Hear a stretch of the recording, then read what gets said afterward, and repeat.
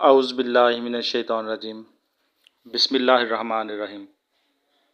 Golden light 93 YouTube channel में तमाम दोस्तों को अस्सलाम वालेकुम। आज मैं आपको नीले पारे की गोली जो आप में से जिन दोस्तों ने बनाई होगी, उस गोली को पहले महफूज करने का एक तरीका है, वो करेंगे और उसके बाद फिर पकाएंगे।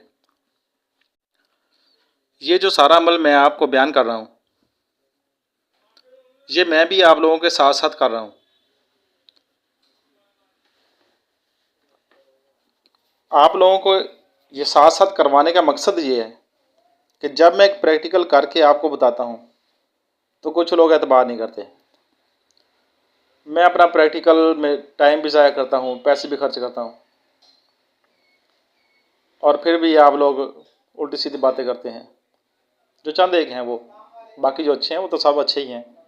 अल्लाह उन्हें तंदुरुस्ती दे और खुशहाल ज़िंदगी दे। मैंने एक फ़ैसला किया है कि जो भी नुस्खा होगा मैं आप लोगों को बताया करूँगा। वो पहले तो मैं खूब अच्छी तरह सोच समझ करके फिर ही आपको बताऊँगा, क्योंकि जो चीज़ होने वाली होगी वही आपको बताऊँगा। मैं बिला वजह आपका नुकसान नहीं करना चाहता।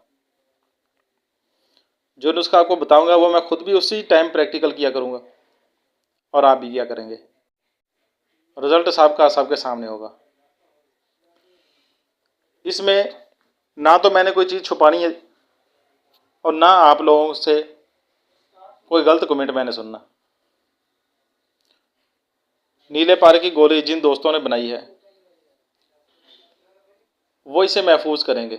महफूज करने का एक तरीका है, अगर आपके पास गंधक का कोई तेल है तो उसमें एक बार डुबोकर इसे बाहर निकाल कर रख दें। जिन दोस्तों के पास गंधक का तेल नहीं है वो शहद का एक पतला सा लेप करें इसके ऊपर, गोली के ऊपर, और पीसी हुई गंधक जो है इसके ऊपर लगा दें चारों साइडों पे। अब ये गंधक जो इसके ऊपर लगाई गई है इसे आग के नज़दीक करके हल्का हल्का सा सेंकना है ताकि थोड़ी सी गंधक इसके ऊपर जुड़ जाए।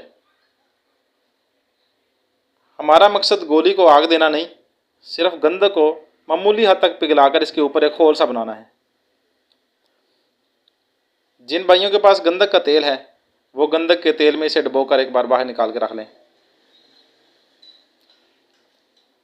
ये जो गोली है हम इसे बू बंद कायम नार करेंगे। ये दो तरीक़ों से होती है, ये जिस्त में भी होती है और सिक्के में भी होती है। जिस्त से जो है वो भी कायम नार है, जो सिक्के से होगी वो भी कायम नार ही होगी इंशाल्लाह, और हर बंदे की होगी। इसके बाद सोना बनाना ना बनाना वो आपकी मर्ज़ी है। पारा पकाना और चरख की हद तक मैं आपको लेके जाऊंगा। इसके बाद हर बंदे का अपना नसीब है, उसे चांदी के ऊपर तरा करें, जिसके नसीब में जितना माल होगा वो उसे मिलेगा। वो चांदी होगा या सोना होगा वो आपके सामने ही आ जाएगा, और मेरे भी सामने आ जाएगा, क्योंकि मैं खुद आपके साथ साथ ही करूँगा।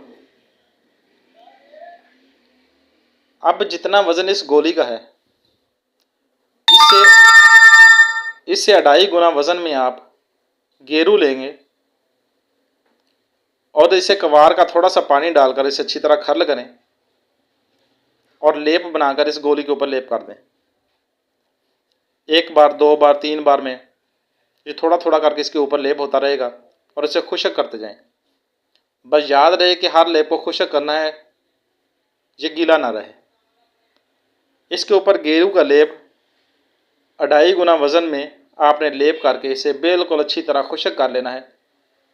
ये आपका गोली के ऊपर एक गोला सा बन जाएगा।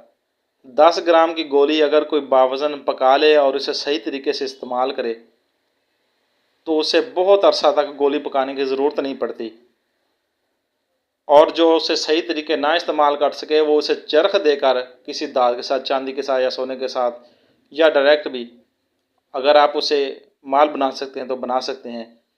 ये भी आपसे महीने 2 महीने का ख़र्चा आराम से निकल सकता है अगर आप सही तरीके से इससे काम लेंगे। और इंशाल्लाह मैं भी कोशिश करूँगा कि मैं भी इसे ज़ाया ना करूँ, मैं भी सही तरीके से इससे काम लूँ। बाकी जो अल्लाह को मंजूर है वही होना है। इस गोली के ऊपर आपने गेरू का लेप कर देना है। गेरू का लेप करके इसे अच्छी तरह खुश्क करें। इतना अमल आप कर लें। इसके बाद पकाने का जो तरीक़ाकार है वो भी मैं आपको बताता हूँ। वो नेक्स्ट इंशाल्लाह कल 7 बजे इंशाल्लाह मैं वीडियो इसकी ऑडियो अपलोड करूँगा, तो आप सुनिए। बाज़ लोग ये कहेंगे कि ये चैनल से रुपए कमाने के चक्कर में ये ऐसे वीडियो छोटी छोटी करके बना रहा है, तो बिल्कुल ये भी दुरुस्त है। क्योंकि कोई जो कुछ कहता है वो अपनी सोच के मुताबिक वो दुरुस्त ही कहता है, वो गलत नहीं कहता। और जिसके पास एक नीले पारे की गोली पक जाए उसे चैनल की पेमेंट की ज़रूरत नहीं रहती। आप लोगों को शायद इसका अंदाज़ा भी ना होगा। अस्सलामु अलैकुम वरहमतुल्लाहि वबरकातुहू।